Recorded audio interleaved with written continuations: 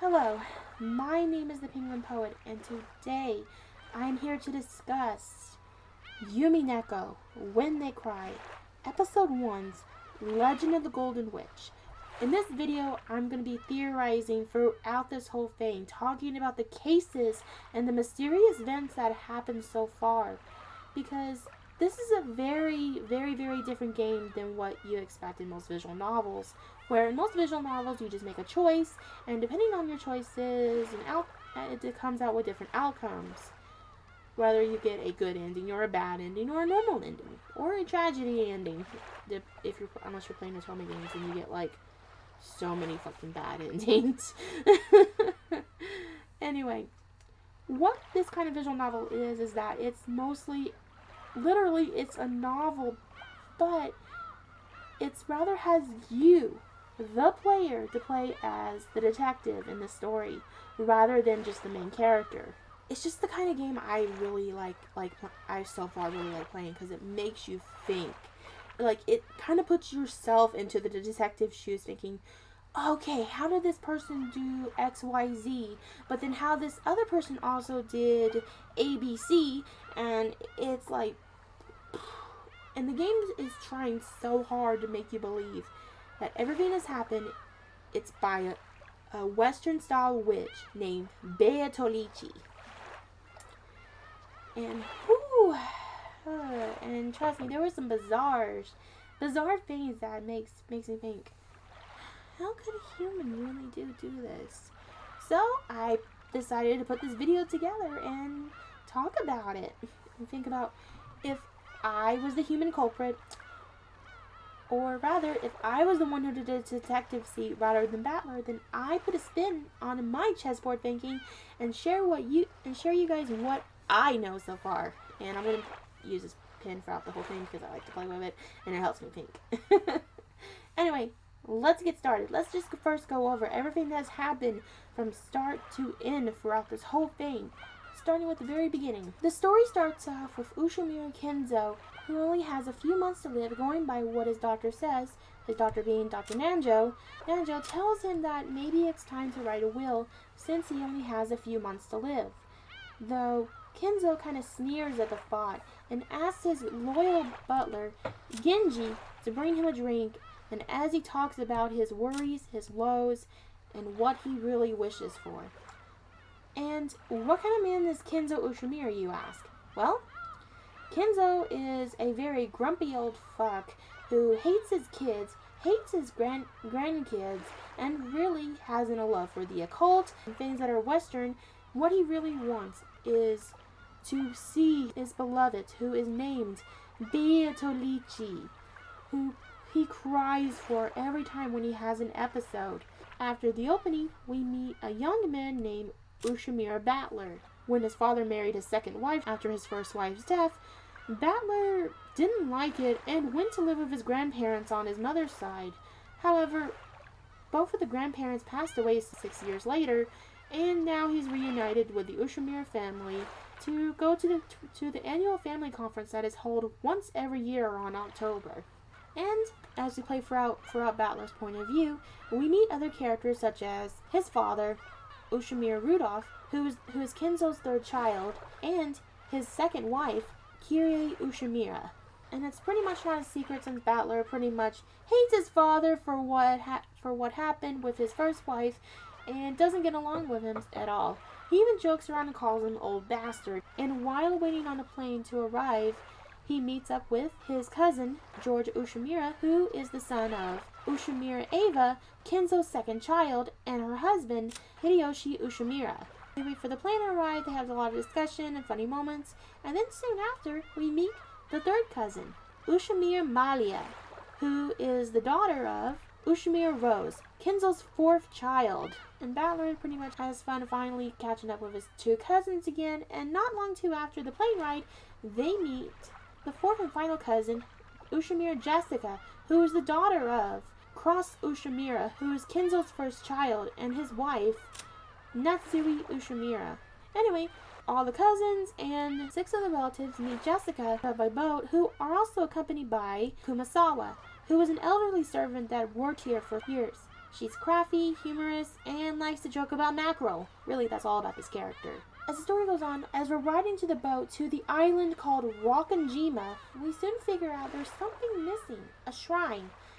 Rather, I forgot what it's called, put it here, was gone. Pretty much, it was a shrine to keep away evil spirits and bad omens. And Madiev was the first one to notice it and kept muttering, bad omen, bad omen. Something bad's going to happen. Something really fucking bad's going to happen. And nobody's listening to me. Really, nobody listened to her. So, as we move right along, we are greeted by a servant named Goda, who was a hired cook by Cross and Natsui, who was a famous chef at a hotel he worked at that gave him a lot of high stars and a lot of recommendations to work with the Ushimura family. He serves as the head cook of the family, and also he tries to be the head butler, if I'm gonna have to pretty say, because it's kind of weird for a cook to meet up with a bunch of people in order just to say, hey, greetings, welcome to the island. So, I mean, I think it should have been Genji, who pretty much is the head butler, but, I mean, who am I to judge? As we go right along with going up the steps and onto a beautiful rose garden, we are then encountered by a young man named Cannon. A young servant. He's silent, not very social, and he's very loyal when it comes to his duties. He also has a person who he considers a sister named Shannon, but this is a character we'll introduce later on in the story. And as we meet Cannon, he accidentally has troubles and drops everything from a wheelbarrow. So Battler, being the nice guy that he is, helps and picks it up for him. Though this also kind of creates a inferiority complex for Cannon, since he feels like he isn't strong enough to do most of anything, given because of how old he is and how he's not the most built compared to Battler and George. As we move right along, we then come to the guest house where the cousins are gonna stay in the guest house and chat for a while the adults go to the main mansion and to meet up with a bunch of other characters we're gonna meet. Now, let's go ahead and kind of fast forward a little bit, because this was mostly an introduction throughout the whole thing. And let's get to the meat and greedy of this whole story as to the reason why this family conference is happening in the first place. Trust me, I think you're going to be glad if we skipped over this whole part. Honestly, I could have, but I just wanted to go ahead and get that out of the way. Soon after having the first family conference lunch and the cousins deciding to go to the beach, the relatives decided to move on to the parlor, where they have a family discussion, if you will. So it turns out Cross here has been borrowing money from Daddy Kenzo over here. And the first three who found out about this were Ava, Rudolph, and Rosa. Ava was even the first one to chime in to say how it is very unlucky for her brother to be caught in a predicament where he was actually taking on a business that eventually failed. Specifically, amusement park that he had put money into, which suddenly mysteriously stopped for whatever reason. Or at least that's what I remembered. I can't remember the reason why the project didn't go through, because I wasn't too focused on that at the time, or I didn't think it was as important. But I think the whole point of it is that the three siblings right here plan on blackmailing Cross in order to tell him where the hidden gold is. Wait, there's hidden gold on this island? Why, yes, there is. There's actually a legend throughout Rockanjima that Kenzo had a stash of bars of gold hidden away on the island somewhere, and the only way to find it is to solve the witch's riddle, or also known as the witch's epithet, as I keep calling it, which I don't know if that's the right word for it, so I apologize in advance. And I don't really need to read this, but we're definitely going to come back to reading this later on in the story. As Cross feels like he knows he's getting blackmailed, Natsui tries to stand up for him, but only to be told to pipe down and let him handle it. And after a distraught Natsui leaves the room, Cross decides to play his own trump card and revealed that the other 3 siblings are broke as fuck. That's right. They're broke as fuck and they want money. So they're willing to blackmail their own older brother just to get that money as soon as possible. And let's just say this is going to be the motive throughout this whole case that I think is going to play a very key factor on. Specifically, the hidden bars of gold that Kenzo has. And the witch's epithet. Like I said, it's going to be very, very interesting when I get into it. Sometime after the meeting and the cousins had their fun talking about the witch Bertolucci, who is the witch of this island, or also known as the second master of Rockinjima, who rules the night, according to Shannon, one of the servants who are handpicked by Kenzo. Anyway, as Shannon told all the cousins the stories about the witch and had their little fun on the beach, they decide to return home when they meet up with Rosa in front of the rose garden. Now, during the beginning, when everybody walked up to the rose garden for the very first time, Maria here found a rose that was wilted and wanted to take care of it at least before her departure of the island. So George tied a ribbon around it and showing that this was Maria's rose. However, coming back from the beach, Maria notices that her rose was missing. As she cries and whines for everybody to help her look for it, and she knows it was right there and she doesn't understand why, that's when her mother shows up, Ushamira Rose. After feeling drained and slightly irritated from the conversation that the siblings were having across, she decides to see what the children were up to. When she finds Maria whining and crying about her rose, this agitated Rosa into no end, and it got on her nerves so bad is that she even resorts to hitting Maria over the head. As Maria was hit the first time, Maria couldn't stop but crying and crying and crying and saying, "Ooh, ooh." And that annoyed Rosa even more as she repeatedly hit her head over and over again. And Battler said, "Okay, I had enough. I don't want to see this," and steps in and tries to stop Rosa from hitting her. Though that only angered Rosa more as she grabbed Battler by the collar, saying that the way Maria is acting is not cute at all, and that he should mind his own fucking business. And so that's when George stepped in saying, "Hey, we shouldn't interrupt the family affairs because apparently this is a mother-child thing." And I'm kind of like what Battler's saying, "Bitch, are you out of your fucking mind?" But sadly and reluctantly, the 3 cousins decided to leave while Rosa dealt with Maria. So after hitting Maria a couple times and screaming at her, Rosa left Maria outside in front of the rose garden, as she said she was going to go look for her rose by herself. And did I mention a typhoon was on its way here while leaving this poor child unattended outside? Fuck you, Rosa. When Cannon went to go get them, and the 3 cousins realized, oh shit, Maria's outside if she's not with Rosa. And Rosa decided to take a nap after yelling at her child and beating her. So, and when she realizes that Maria wasn't at the cousin's house, Rosa makes a 180 and decides to worry about her own child. Yeah, I don't get it either. As they wonder where Maria was, they eventually find her still staring at the rose garden, but strangely enough was holding an umbrella. Everyone thanked God that she was okay.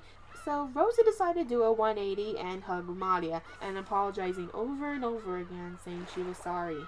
Though it doesn't seem to bother Maria too much, as she said that she was hungry. So everybody heads back inside the mansion and decide to have the family dinner. Now this is where it's going to get a little bit intense from here on out, so bear with me. Right after a very, very awkward dinner, Maria stands up and says she has an announcement to make.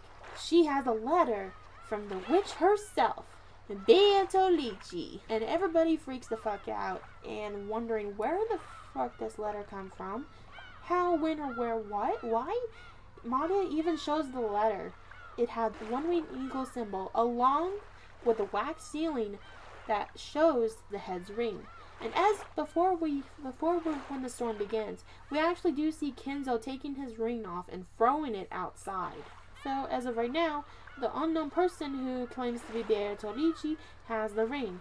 And Ms. Madia got impatient and wanted to read the letter right away instead of having everybody freaking the fuck out. Madia's like, well, if you let me read it all day, you fucks, I'll finally tell you what it says. So Madia opens it up and said in her spooky witch voice, which this is the first time we actually do see a slight voice change in Madia's voice, which this is going to be the character I enjoy voicing the most, by the way. Anyway, the letter goes as follows. She states her name as Bertolucci, the alchemist of the family who was employed by Kenzo, who's the one that offered him all the gold for her service. But now the contract is up, and she's asking for payment. But there's a catch. If the family can solve the witch's epithet before midnight tomorrow night, she'll willingly forget the contract and let the family have the gold. However, if nobody can solve her riddle in time and find the gold, she's gonna take the gold back and take interest. And that's when the whole family members are pissed off with Kenzo over here, who is shit talking in dinner, realizing that the game has begun and that the demon's roulette is about to start, and hoping for a miracle to happen. This is something we're going to probably talk about in the near future when he's talking about the demon's roulette. So the rest of the family, Cross, Ava, Rudolph, Rosa, even the spouses were a little bit concerned about this letter and wonder what's going to happen next. The cousins thought this more of a fun game and a little bit play detective. Battler was kind of really intrigued about it since he loves the idea of theorizing and talking about his reasonings. That's where we're introduced to chessboard thinking throughout this whole game, which is going to be a lot, which I'm going to guessing we're going to see a lot throughout this whole thing. So I'm kind of interested if it's going to be in the second episode, which I'm going to guess most likely it does, and what other thinking strategies will also be used. I'm very intrigued by that, if that's going to come. Anyway, after Kyrie and Battler have a heart-to-heart about chessboard thinking, Rudolph comes in, and, what he says next is kind of made me go, I'm suspicious of this. Because as Rudolph talked about saying that he knew he was going to die, he wanted Battler and Kyrie to come by later on tonight and have a family discussion. Even Kyrie was surprised by this and didn't know what he meant. So, I wonder what that could be about. Later on in this video, I will definitely be talking more about it. Anyway, as the night goes on, everybody talking about the letters and such. And because the relatives didn't trust any of Kenzo's servants, they've been banished to the guest house. They've been sent to the guest house while Goda attends to the nightly patrols. However, sometime later, George and Shannon talked, and George proposes to Shannon. Which is really sweet, by the way. I really like that scene. And after being flustered and not wanting to go back to the guest house right away, Shannon decided to go to the go back to the mansion and do the patrols herself until she calms down a little bit. And Goda, being the lazy shit he is and wanted to work on his crossword puzzle, he decided to let Shannon do all the hard work. Fucking asshole. Anyway, Shannon does a nightly patrol, and that's when midnight hits. And that's when we move on to the next day. Okay, there was some things I didn't talk about before and throughout the whole thing, but don't worry. They will be discussed out through the next day. Next day comes, and, some crazy shit happens. 6 people die the next day. Who were the 6 people? Cross, Rudolph, Kyrie, Rosa, Goda, and Shannon. Though we did find out that they were actually killed somewhere else rather than the Rose Garden shed. They were actually killed in the dining hall. As when Kumasawa went inside and see blood spattered all over the walls, and freaks the fuck out, not knowing what happened. As to how they were killed, it's unknown, since it does seem like there was some kind of use by some device that pretty much blew their faces off. Now, people talked about it could have been guarding tools, which actually nobody did actually check the guarding tools in the Rose Garden storehouse to see if there was any blood stains on them, which I kind of thought that was a little weird as to why they think it was gardening tools, because I guess when they thought they were killed in the Rose Garden shutter, they thought, maybe it is gardening tools. However, since they were killed in the dining hall, I'm gonna pretty much guess it was by something else. If I had to guess what really caused the deaths of these, if I had to what really killed them, what kind of weapon, I'm gonna say it's a gun of some kind. Specifically, the same gun that we actually do see later. We do see Natsui picking up. Now, are you saying is Natsui the killer? No. I'm saying maybe this is the type of gun that we see, and I will give that reason why in a minute as we go review the rest of the cases. Then, after some paranoia sits and some arguing happens, another death falls from the family. That being Ava and Hideyoshi. They were both found dead in the guest room that they locked themselves in with an ice pick sticking on their foreheads. After Hideyoshi and Ava were killed, we then received a letter from the culprit themselves, who calls themselves Beatolichi, which throughout this whole discussion I will be calling the culprit Beatolichi until I can, narrow down some suspects who I think Beatolichi is. Beatolichi leaves a letter saying 3 simple words. Praise my name. What a bitch. Anyway, while everyone in the family is distraught, Cannon decides to actually go do something about this. Him and Kumasawa went down the boiler room when they thought they heard the culprit downstairs. Cannon takes the hatchet with him, and Cannon himself goes down and challenges the culprit himself, who calls himself Beatolichi, and wants to have a one-on-one duel. However, sadly, that did not last long. After confronting the culprit, Cannon was pierced by another demon-looking ice pick on his chest and was slowly dying. Kumasawa screams and finds him, and everybody else who's still alive comes downstairs. Oh yeah, I forgot to mention this before Ava and Hideyoshi were killed, but Kenzo is missing. Nobody knows where he's at, which I will get to in a minute. What happened to him? As everybody runs downstairs, wondering what the fuck happened, they found Cannon slowly bleeding out to death. But then, as they try to give him treatment and figure out what happened, Natsui and Battler chase to see who they thought the culprit was. After Battler has an emotional breakdown and Natsui comforts him, they then discovered something that was not good at all. Kenzo was found in an incinerator, burned to death. How did they know this was Kenzo? Well, he actually has 6 toes on each foot. And since this is a very genetic thing with the Ushimura family, Genji was able to tell, Genji and Natsui confirmed that this was indeed Kenzo. However, as one remaining of the body was left, they found a demon ice pick sticking out of his forehead. And not long after finding Kenzo dead, Cannon died from blood loss. Cannon was the 5th case in this scenario. I won't be counting the third case, which is just Beatolichi leaving the letter after Ava and Hideyoshi died, so I won't be counting that. So Cannon was the next tragedy to die. With everybody on edge, Natsui, with gun in hand, suggested that they all go to Kenzo's studies and hide out there. And that's when everything takes a turn for better, or rather, even worse.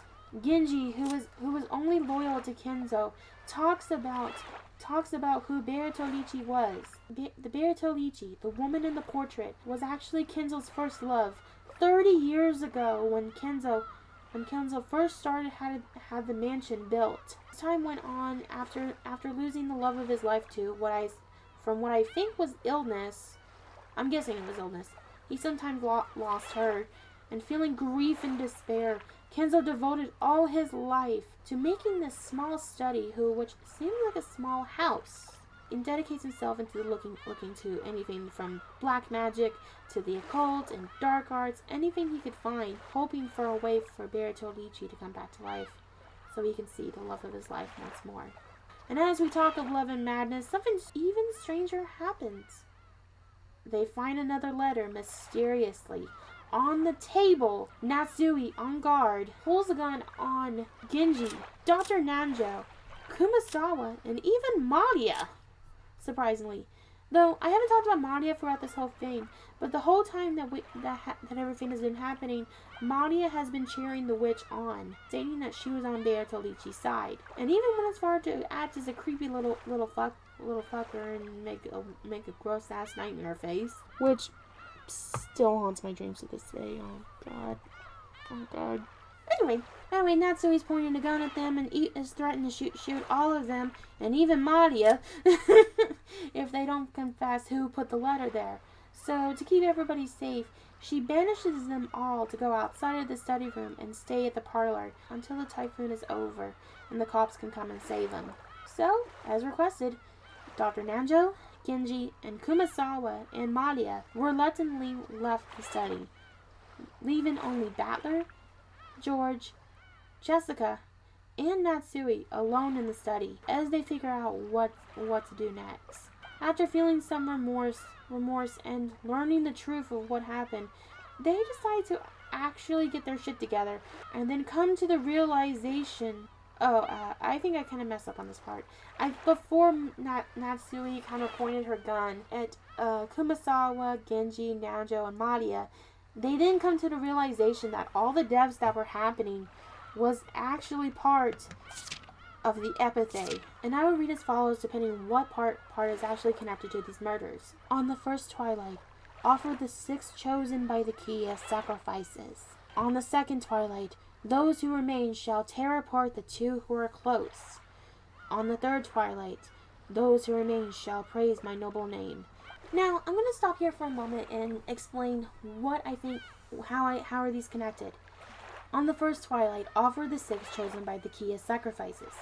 That's when we found the 6 dead people in the Rose Garden storehouse. Second twilight, those who remain shall tear apart the 2 who are close.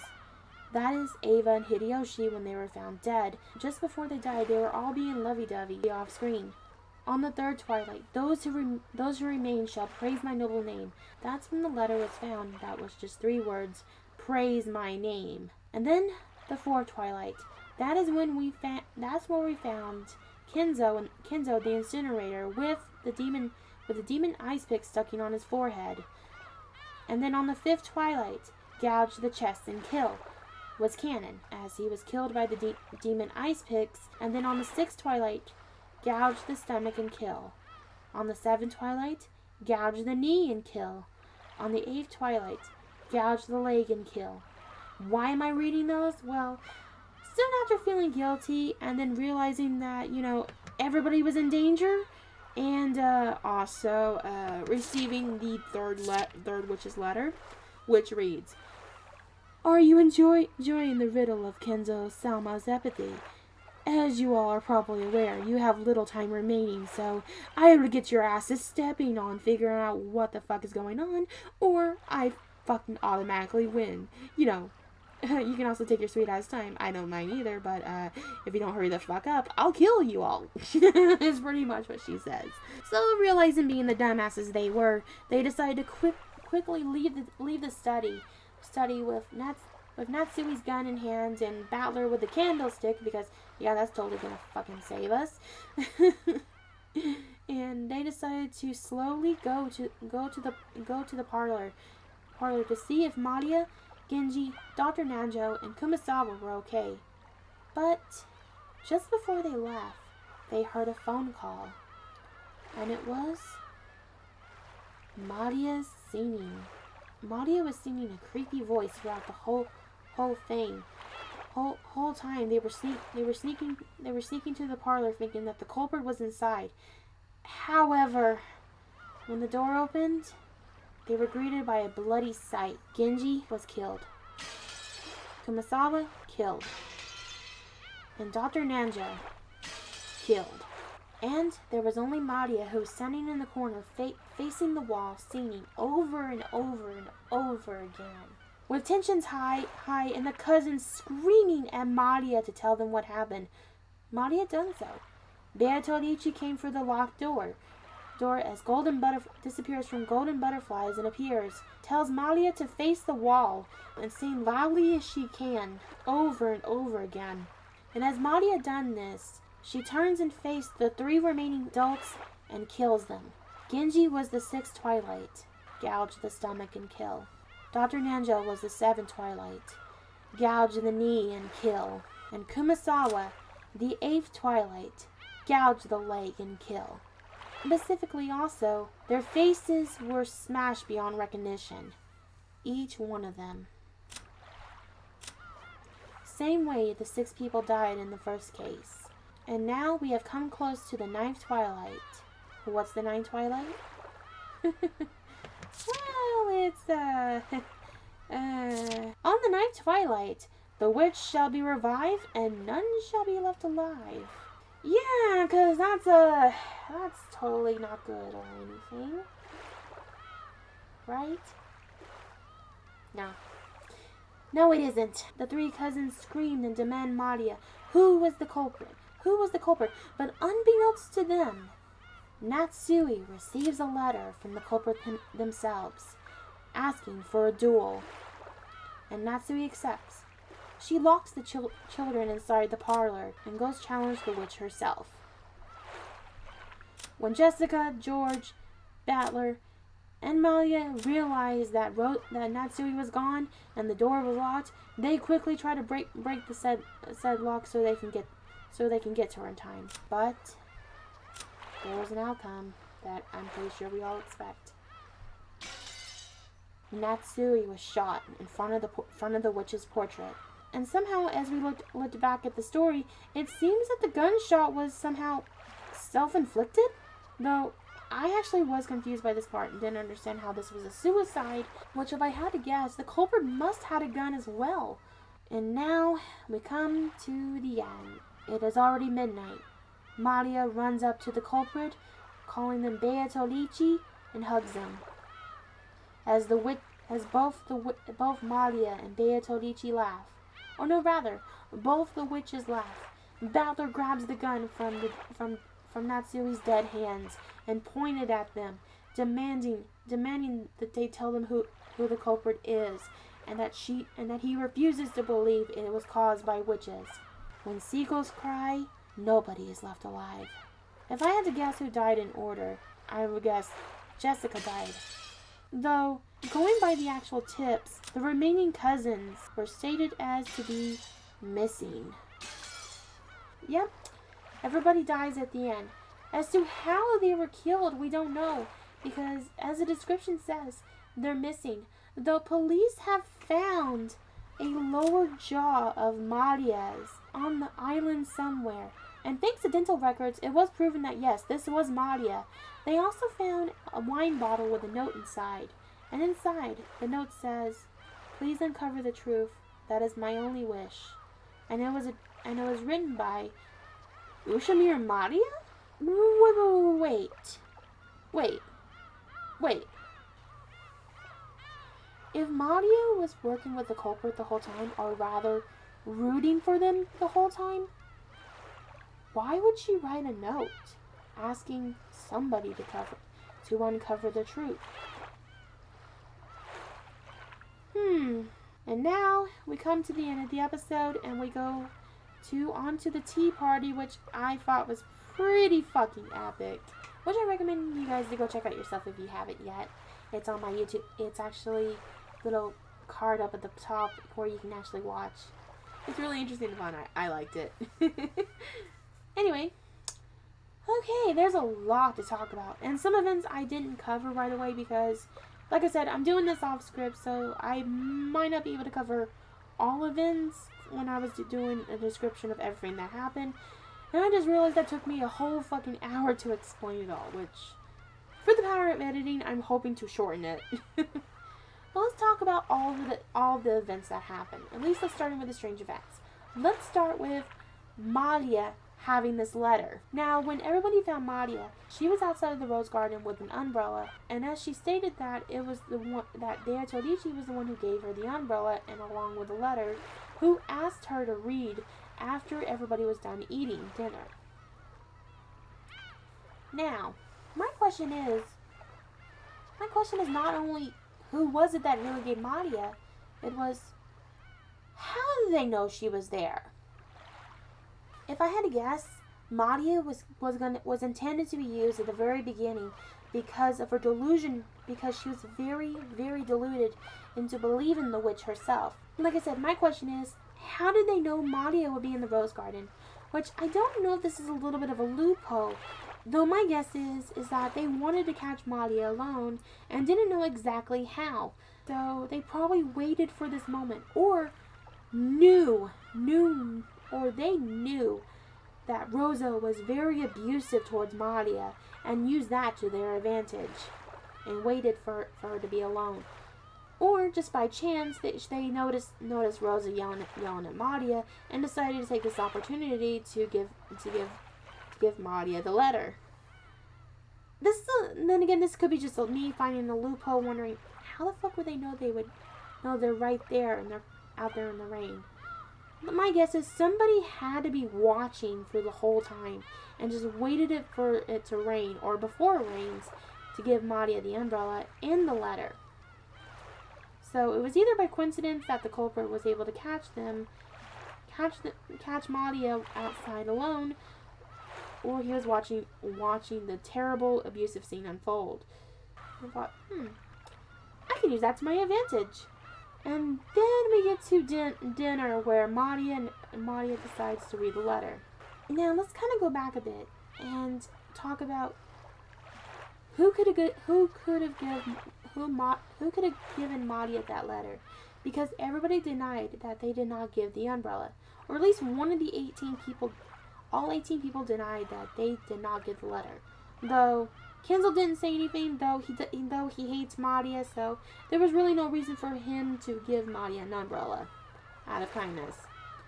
And as we can tell, he was mostly in his study the whole time, so there was no way for him to walk out of his study without anyone spotting him. Unless everybody was in different rooms, then yeah, maybe. But since they kind of talked about how he doesn't like Malia in particular because Rosa doesn't have a husband and Malia was a bastard child, if I have to guess. Is that the right term, a bastard child, where it's they don't know what happened to the father. The father just went off and left them, and Rosa just had a child without marrying anybody. I don't know, that wasn't really specified to me too much, unless they're gonna eventually probably talk more about it later on in other episodes. Anyway, who do I think gave Malia the letter? We know it wasn't Kenzo. I do suspect actually being one of the servants. And while I also think it might be the servants, I think it might have been one of the female relatives who could have dressed up as Hideyoshi and give Malia the letter. As to why I think of this is because I do have groups of 3 in mind who could be the culprit, but I kind of want to say that as I go over each case, how I think each case happened, and then talk about the suspects. Now, I think whoever the culprit was who gave Malia the letter. I want to go ahead and point this out. I think it's possible somebody also gave Malia a second letter, and she was supposed to read it after a certain number of people have died. And since Malia didn't have any time to read it herself, or rather, she was instructed to leave a letter on the table after a certain number of people have died. And when she thought everybody was looking at the portrait, this was her moment.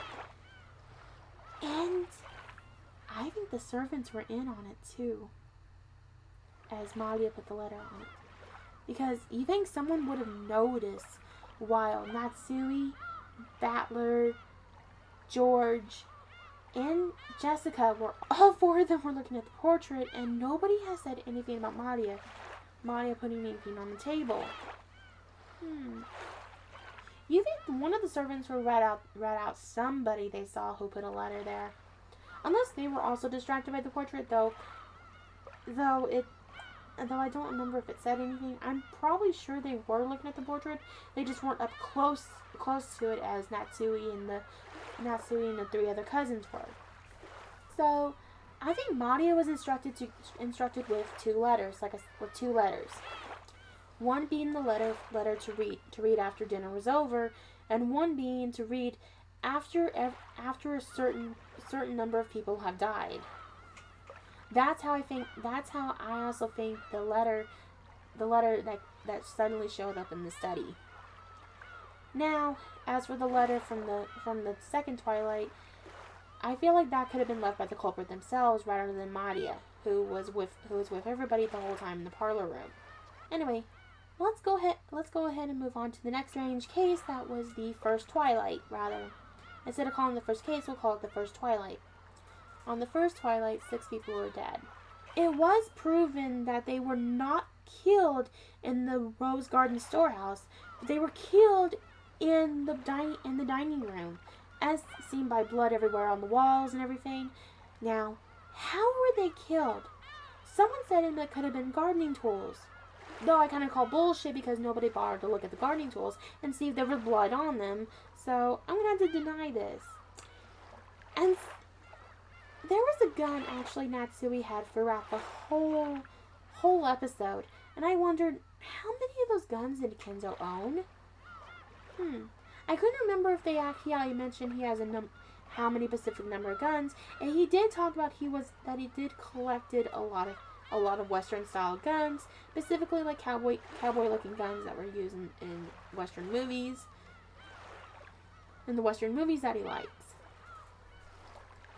So, I kind of got to thinking, was this somehow used by a gun? And it totally makes sense, because when I looked back at Natsui's quote-unquote suicide, her gun went off and it took a good amount of her face off. Or at least going by actually what I've looked. Let me check real quick. See how much it took a lot of her face off? Or at least going by here, I think. Unless it's saying that she was just shot in the head. Unless I need to probably go back and see if she was shot in the head. Though, actually, now that I went back and looked at it real quick, I made a little bit of an error. They said that their faces were actually like this after they died. So we really don't know what the cause of death were. And if I have to guess what really killed them, was a gun. I believe there was another gun somewhere in that house. Since Kenzo is a collector of these Western style guns, he would have to have more than one. I think they were killed by a bullet, specifically where the faces were cut off. And in order to make sure that they don't know it was done by a gun, I think the culprit went as far as to hacking their faces off with an actual gardening tool, rather than chasing them around the fucking dining room with gardening tools and kill them. And you know what? I think this is too much for one person to be doing it alone. This is where I come up with this theory that throughout all these cases, it was done by the servants. Now, I'm going to play devil's advocate with Ava's theory of actually it being the servants. I wondered, why the fuck is she giving us this hint? And then I thought about it for a little while over the weekend. Did the culprit convince the servants to help him? If so, why? I think it's because they were ordered to. Who were they ordered by? Kenzo himself, the head family or the Ushimura family, because his one goal, at least what we gathered, his one ultimate goal was to complete this ceremony and play the demon's roulette. He even said he was willing to offer his wealth, his fortune, even his family, in order to bring Bertolucci back to life. And what's the only way to bring Bertolucci back to life, at least going by his delusional head? The epithet. Okay, now you're probably thinking, okay, so Kenzo, so are you saying, is Kenzo the culprit? No, not necessarily. Not necessarily. I don't think he's the culprit. I think, rather than the culprit, he's the mastermind. Now, mastermind and the culprit are two different veins, at least in my definition, how I'm going to explain it. You see, I think throughout this whole annual family conference, Kenzo orchestrated this whole thing, even his very own death. Now, I can see why there could be a little bit of plot hole in my theory, holes in my theory, because one, if Kenzo really was doing all this to see Bertolucci revive, why was he killed on the fourth Twilight rather than being killed in the ninth Twilight? And I honestly think it's because, one, something happened and it didn't turn out the way he wanted it, which I'm guessing by the culprit could have turned on him and made him the fourth Twilight rather than somebody else. Or he requested it. That's right.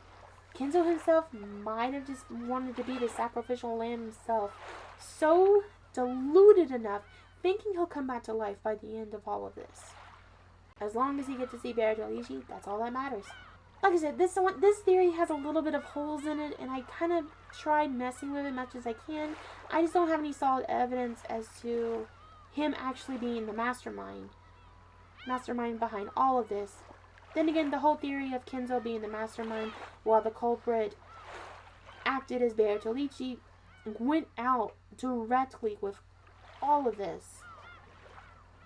All this would have made more sense if and only if Kenzo had a secret love child with Bertolucci. The original Bertolucci, mind you. The one, his lover from 30 years ago. Sadly, from Genji's words, there has been no children by Kenzo and his lover from 30 years ago back. So, like I said, that's why I said this theory is a little bit wonky wonk, and probably won't make sense of the idea of Kenzo being the mastermind would make sense. Let's go on to the next problem that I didn't discuss before, and that is the sealed room trick. I mean, just before Natsui discovered everybody's corpses in the Rose Garden storage house, she went to visit Kenzo and talk to him. After having a heart-to-heart with Kenzo for the very first time, which kind of seems strange and a little bit out of character for him, Natsui walks with meeting up with Ava, who, unbeknownst to Natsui, Ava left a piece of paper on the door, on the edges cracks of the door. That way, if she knows if Kenzo leaves, she knows he's left the room. If he doesn't leave, then the receipt stays in place. However, when they went to go visit Kenzo, Ava, and Natsui, the receipt was still in place, but Kenzo was nowhere in sight. So, Ava comes to the conclusion that Natsui must have murdered Kenzo and pushed him out of the window. Now, I have a little bit of problem with that. And because I liked how Battler kind of twisted around Ava's theory a little bit, with reasoning a little bit by saying, hey, he could have just hidden in the bathroom and waited for you two to go in, and then he would come out. I have a theory of my own, actually, what happened here. I think it could have been possible that somebody was watching Ava putting the receipt there. The culprit went up to Kenzo's study's door, knocked on the door, told them who they were, and told them about the receipt laying on the paper. and told him before he comes out, she was going to remove the seat and let him come out himself, and she would put it back in place after he steps out. That's my theory, though. I think this could have been happened. I think that could have happened right after Natsui had the conversation and warned him about it. Though you're wondering, couldn't the witch Beatolici just easily teleported inside the study? There's a problem with that, actually, with it being magic. Because Kenzo actually has a sealed scorpion on his doorknob, which is the same scorpion charm Madia gives to Jessica and Battler, which protected Natsui from becoming part of the Sixth Twilight, which I'm guessing maybe Natsui was planned to be the part of the Sixth Twilight, but then back down. And as to how she had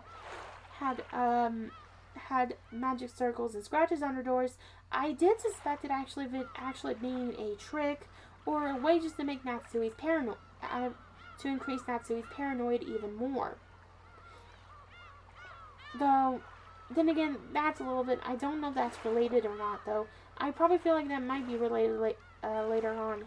Like I said, it could have been a prank by the culprit themselves, just to make Natsui even more paranoid. Anyway, now that we talked about the magic fade and how it's impossible for Beatolici to teleport inside Kenzo's studies, and then just simply, for him to come out.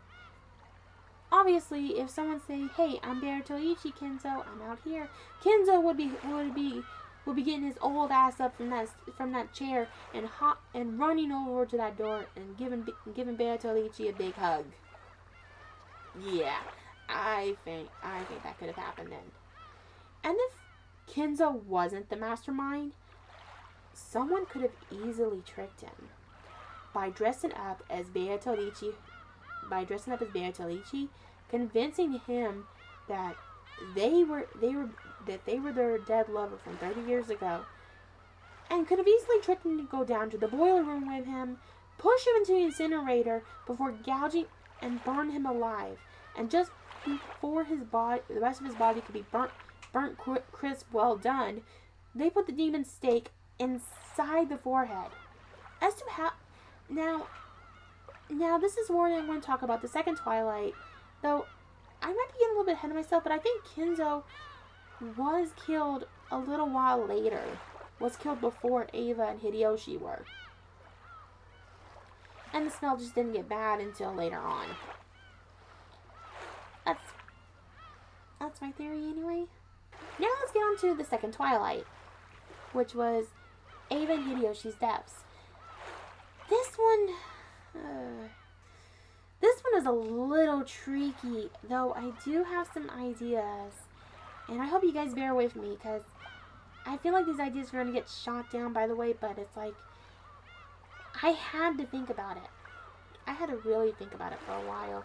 Even though Genji said there was no hidden doors that it was spoke of, so, though at first I thought maybe there was hidden doors after all, but Genji said he doesn't know anything about any hidden doors, so it'd be impossible. So we're gonna have to take his word for it for now until we find out in other episodes if we're for sure there is no goddamn other hidden doors. Now this is how I think the culprit got in and killed Hideyoshi and Ava. They heard they were gonna go to the guest room and stay there. So after overhearing that and maybe kind of, before meeting them upstairs, I think the culprit hide inside maybe a closet. If there was a closet inside the guest room, which I'm assuming there was, and waited until Ava was alone on her bed and Hideyoshi was taking a shower. As Ava was sitting on the bed watching TV, the person could have come out of the closet, Ava being surprised, saying, "Oh, what the hell are you doing here?" And just before she could, figure out what the culprit was doing there, like I said, if it is one of the 18, she would be surprised and asking, like, "Why the fuck are you here?" And the culprit kills her right on the bed, with the demon stake.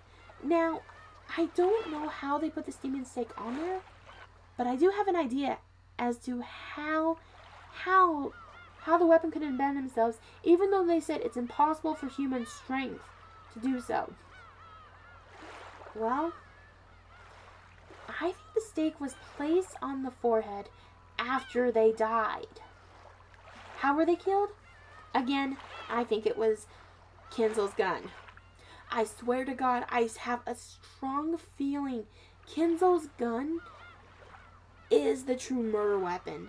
And the demon ice picks are just ice picks. Are just, you know, stage props that were made to make people think it was done by the killer. After I think the killer shot Ava in the head, they took a demon stake and plunged that bitch into the forehead. Then went to the bathroom where Hideyoshi was, shot him, and put the demon stake inside the head. Maybe even went as far as to use the back of the gun, like what they call it, the handle of the gun, or whatever it's called, that you kind of hold on your arm. Which I think that's what it has. And then just kind of din, din, din, or use the hammer and go din, din, din, after they died, and make it look like, you know, they were killed by the ice pick. Now you're probably asking, couldn't Dr. Nanjo notice there was a bullet wound on their foreheads? Remember how I said I think the servants are in on it? Dr. Nanjo is too. I think it's possible for him to fake all these autopsy reports. I think throughout the episode, and I swear somebody said this, somebody mentioned that anybody could have faked their deaths. That it could have definitely been one of the 18, not necessarily the survivors. They could have faked their deaths. And I'm thinking, how could they fake their deaths with Dr. Nanjo there? And you know how? Fake autopsy. I think Dr. Nanjo faked the autopsy. At least I do strongly think somebody's dead. However, I think somebody is not dead and they're just playing. As to who it could be, I do have a group of people in mind who I think it could be. Who it could be. One of them, I feel like I have a strong theory, and the other one's kind of, like I said, wonky.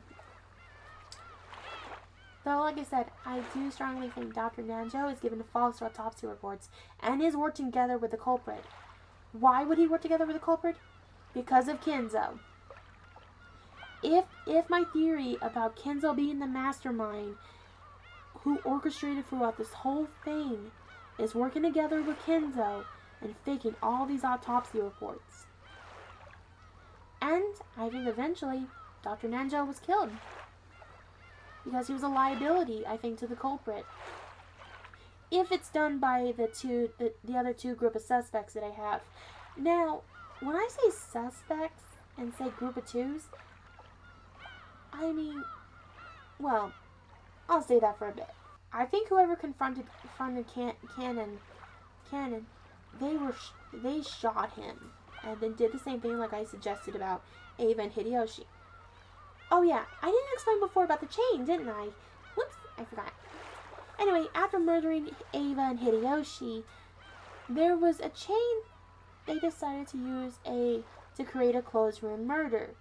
As to how I think they could have closed it, I think on their way out. I think it's possible to step out from the door, slowly close the door, and somehow, precisely, get a hold of the end of the chain, hook it to the door just before closing it, and then close it all the way. I think that's how it could have been done, and that's how they created the closed room murder. Somebody was hiding in that room, I say a closet or under the bed, shot Ava, shot Hideyoshi, put the demon ice picks on their foreheads, and as they left the room, they closed the door in chain and closed. Now, comes the big part which made me think, how I also think the servants could have been involved. Remember when Kumasawa and Cannon found that strange magic circle on the door? When they only had like maybe 7 minutes from going down the stairs and then coming back up and then finding it? I think the servants painted that on there just before Natsui and the rest arrive. Again, if my theory of Kenzo being the mastermind is true, not necessarily the culprit, but the mastermind. If this is true, I think that's how it was done. The servants played along and painted it. Now we come to the 6th, 7th, and 8th Twilights of the deaths of Dr. Nanjo, Genji, and Kumasawa. Now, this is what I think would happen. I think Maria was convinced that this person was Bertolucci, so she was willing to do anything they asked of him because she was easy to manipulate. Because Maria was easy to manipulate, the culprit told Maria what to do by looking at the wall and sing her heart out all she could. She turns around and kills Genji, Dr. Nanjo, and Kumasawa. If I had to guess how they were killed, I think the culprit shot them right where they were going to put the demon stakes. The gouge the leg, gouge the stomach. The leg, stomach, and knee. I think. Yeah. And then soon after placing the demon stakes after they were shot inside, the culprit decides to smash up their faces to do a repeat of what happened in the storehouse. I think how it could have been done, they could have put the gun so close up to the faces and shot. I think that's what happened the same way that happened in the storehouse. Rather than just using gardening tools, the culprit just could have easily put a gun right up to their face and blow them off, creating the illusion how they were killed by some mysterious trap. And now we come up with the 9th Twilight, where everybody is killed. While I don't have any idea how Battler, Maria, George, and Jessica were killed, Natsui's suicide, I feel like that wasn't a suicide at all, because we have talked about the culprit having the gun. And easy to say, I think the culprit was able to strike first and kill them. How they said it was self-inflicted, I didn't understand that. Unless they didn't think the culprit also had a gun as well, but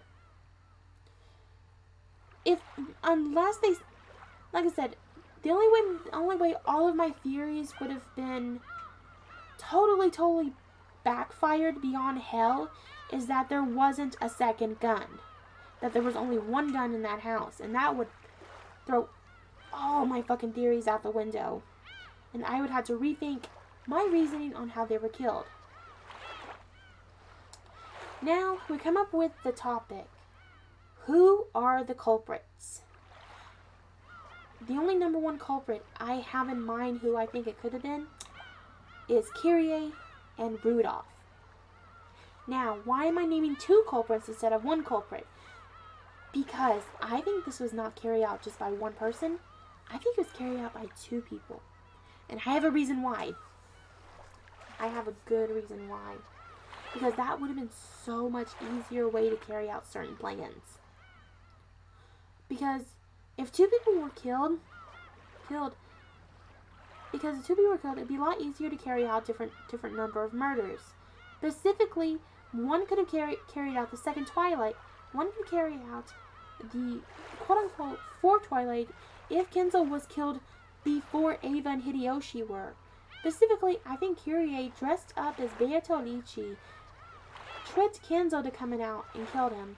And then Rudolph could have been hiding in the closet and killed Ava and Hideyoshi. Honestly, that would make more sense if it was done by 2 people.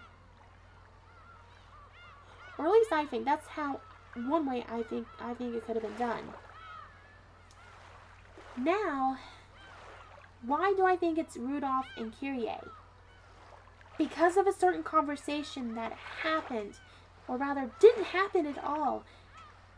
And it was Rudolph asking Battler to come back to the mansion later on in the night so they can have a family discussion. And honestly, this would make sense, especially Rudolph's mysterious quote-unquote warning is that he felt like he was going to die that night. I think he could have said that to scare Battler a little bit, and somehow the very next day, he died. Now, this could have been used to scare Battler a little bit, maybe, or he wanted someone to have this in mind, have like something's going on or something. Like I said, that's the only clue and the only evidence I have to suspect that it was Rudolph and Kyrie, because both of them sticking together and wanting the inheritance and the gold for themselves. Honestly, that would have been a really good motive, because they wanted the gold for themselves, so why not murder everybody? Take the gold and run. That's, I think, the motive of the murder is the gold, if it was by the family members. Now, I do have another people who have the same motive, and it's Ava and Hideyoshi. That's right. Ava and Hideyoshi. Ava, specifically Ava, has the most reason to murder everybody and take all that gold herself, because she was the only sibling that was alive after the Sixth Twilight. And she easily pointed the fingers at the servants, at Natsui, and she didn't really think about herself being the culprit, and decided, well, if everybody's going to doubt me, I'm going to go ahead and look out number one. Quote unquote, look out for number one, which really, she could have made it that own closed room murder on her own and faked her death. Now you're wondering, why would the servants work with Hideyoshi and Ava, or Kyrie and Kenzo? Could have been ordered by Kenzo, not Kenzo, but Rudolph and Kyrie. Could have been ordered by Kenzo? I say no. No. This is going by if and only if Kenzo was not the mastermind of this whole orchestra. Like I said, if it's the adult children, if it's the adults who are the culprit. And like I said, Rudolph and Ava have the most gained out of all this, besides Rosa. Though I don't think it's Rosa who killed him, because I feel like it was two people who done the crime along working the servants, along with forcing the servants to help them. I think what could have happened what made the servants go along with this is because, you ready for this? And this is going to get a little bit crazy. I promise this is going to get a little bit crazy. And because I have no evidence, I can't say.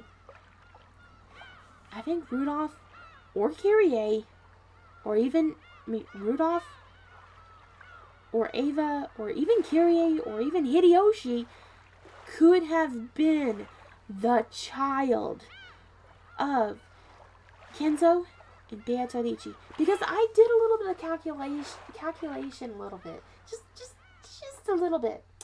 If the baby was from 30 years ago, they would have been adult by now.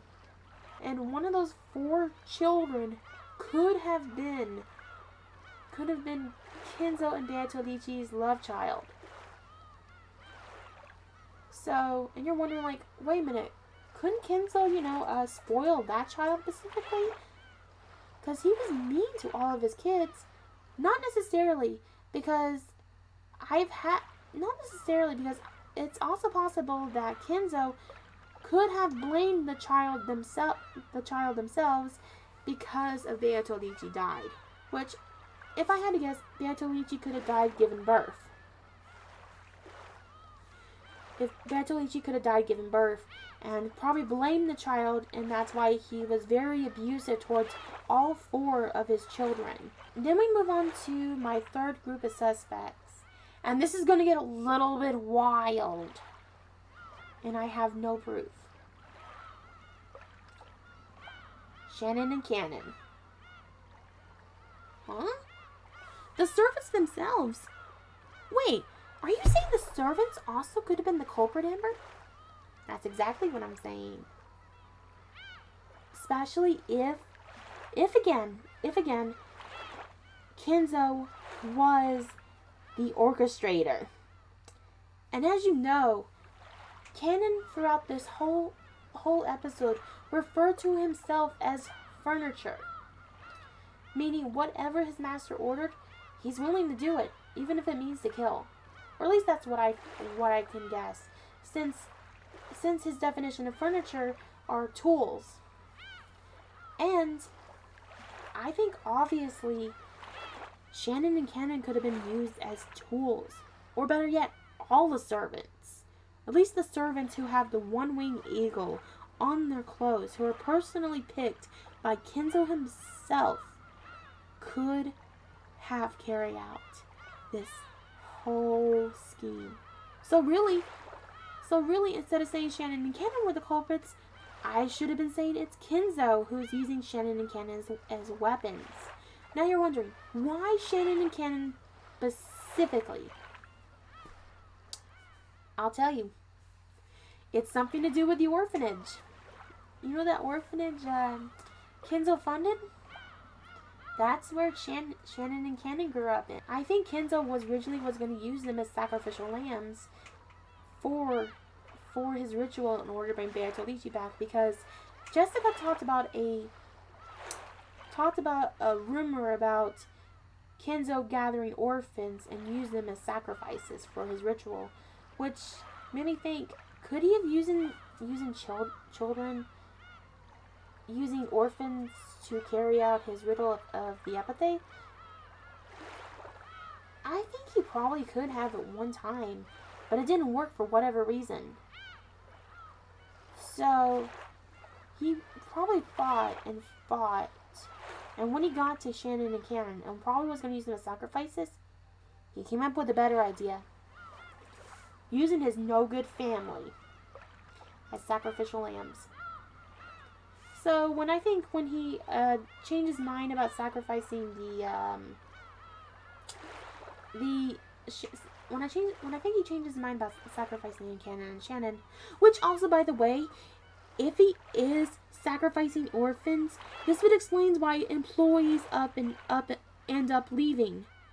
Which made me think, do they really leave this island without any payment at all? Because I find that very hard to believe.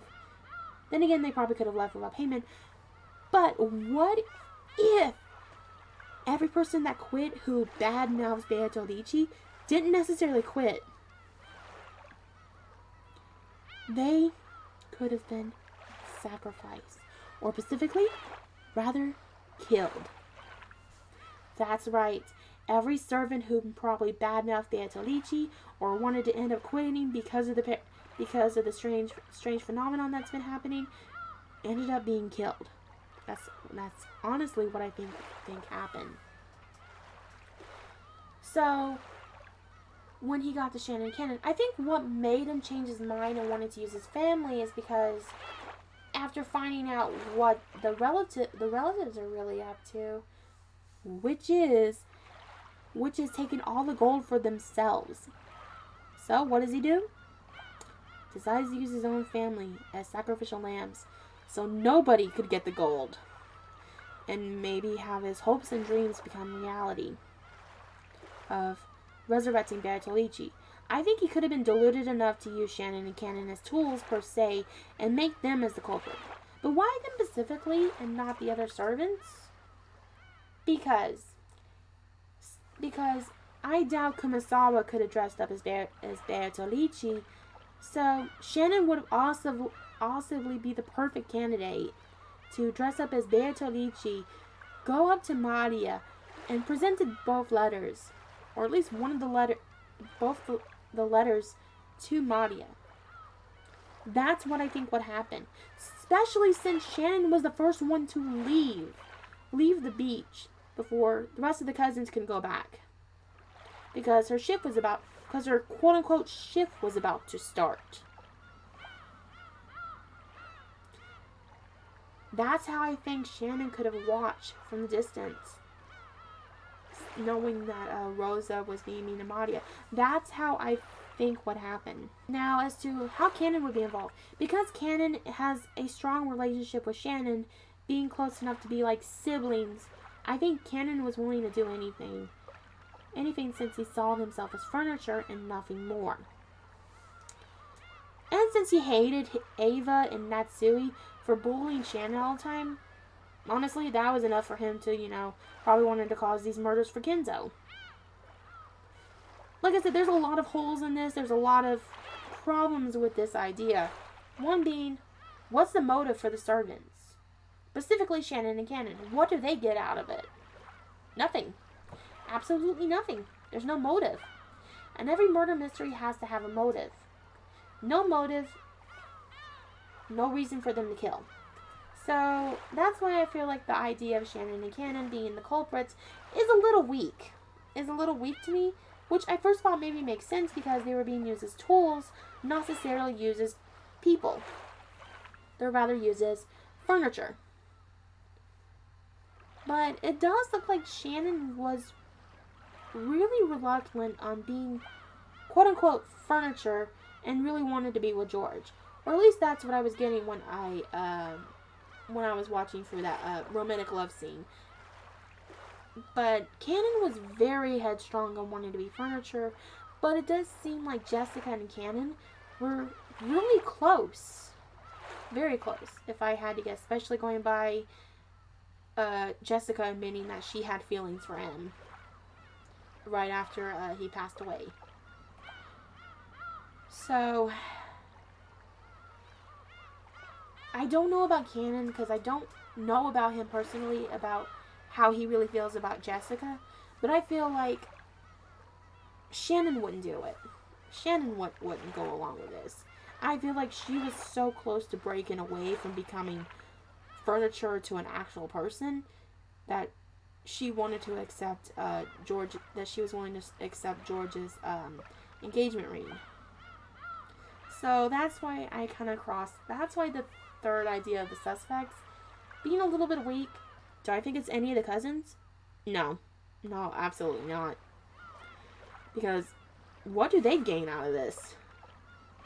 Nothing. Maybe George.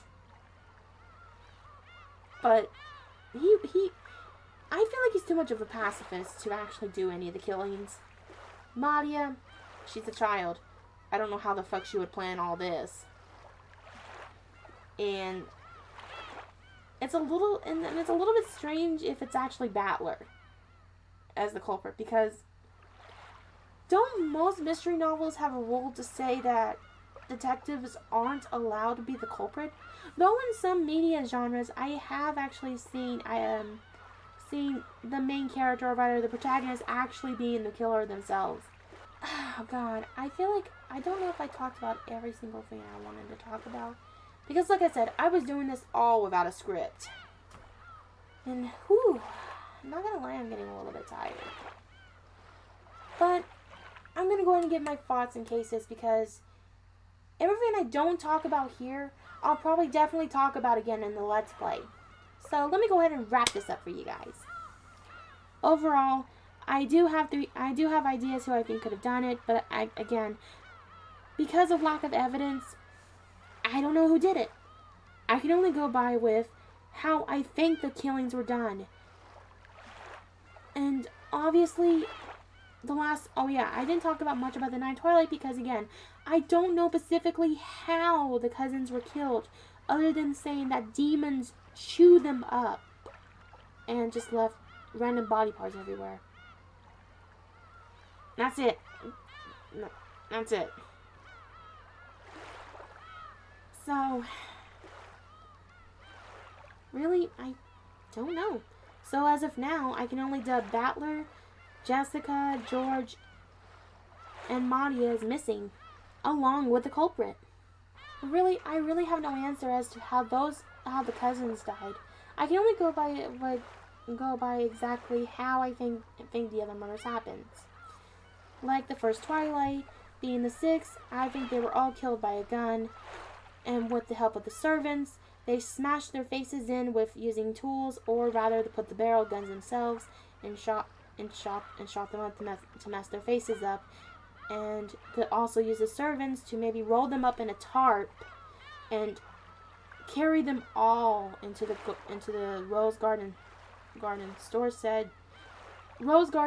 storehouse and lock the door, and then painted the mysterious magic circle on there and called it a day and waited for everybody to wake up the next morning. The second case with the receipt, like I said, I think it was the culprit who watched Ava put the receipt in. The culprit warns Kenzo about the receipt, or tells Kenzo to come out, and as he comes out and leaves, they see the receipt and put it back in, and then follow Kenzo out, where they both went to the boiler room and possibly killed Kenzo then, and waited for the body to be discovered on the fifth Twilight. Then the second Twilight, like I said, I think the culprit hid in the closet, shot both Ava and Hideyoshi, and stuck the demon ice picks in their foreheads, and then left on their way out by locking the door with their hands slightly ajar to the door, sticking their hand in, grabbing the chain, locking it this way, which I think is still possible. I have no way to test it myself because I don't own those kind of doors. I feel like it is possible though, and then just shut it. That's how I think what happened there. They could have either been hiding in the closet, under the bed, and then created this closed room murder. Now the fifth and the fourth Twilight, again, could have shot Cannon and stuck the ice pick in. Kenzo was found burned to death in the incinerator with the demon ice pick in his forehead. Easily, I think he could have been shot and then pushed in, or was pushed into the furnace while he was still alive and burned to death, and then stuck the ice pick in when whatever remains that was left, specifically the forehead.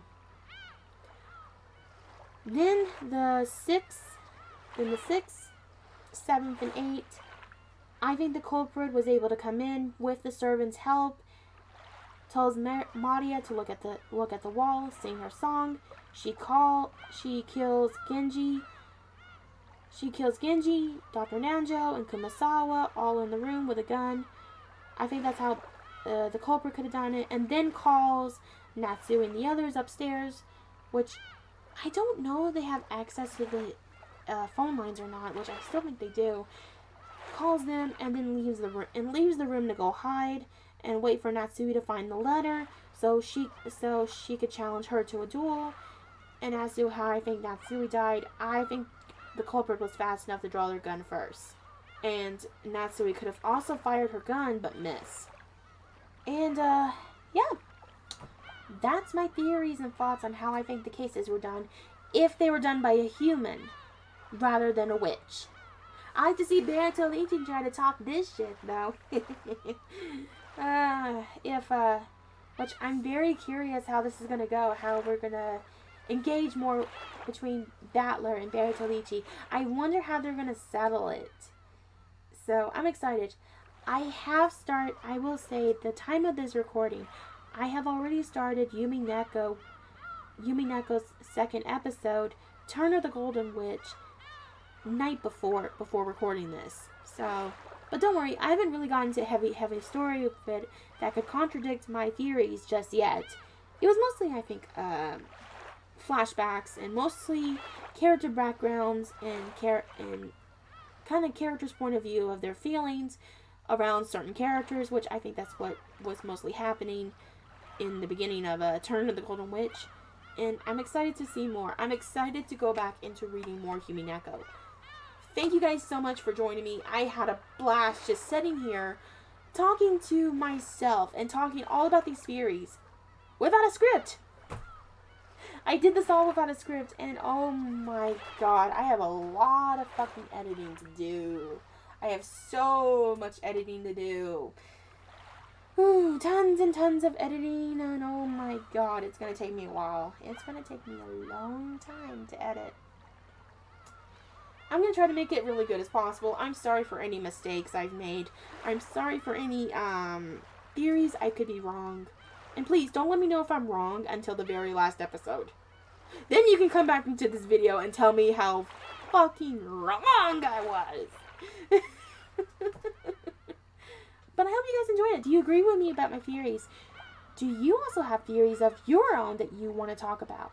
Leave it in the comments below. I would love to hear them. I just really want to get a discussion going because this game deserves so much praise for how good the writing is. And just because how good the mystery is that it draws you in. And I can't tell you how many times I was so drawn in that I forget to make jokes about, you know, my silly shit, and I was just so drawn into the story and just keep reading it. And it's like, I want to know what happens next. What crazy shit is going to happen next? I hope this wasn't cringy. I promise, I apologize if this was kind of cringy. Yeah. But thanks for joining me. I really had fun doing this, and, I'm gonna have to probably write some more stuff down. Probably after tonight, after talking about this, but, lots of editing I'm gonna have to do, because really, I think I've said everything I wanted to say. I hope I'm not forgetting anything, but the next time I do another discussion, I'm definitely gonna have a fucking script and make sure I write everything down and read it before recording. Because doing this on the fly is, not all that fun. It's just not all that fun at all. Okay. Thank you guys so much for joining me. And I hope to see you guys in the next episode of Umineko. Until then, I'm the Penguin Poet. And all I have to say is, mwah! I love you all.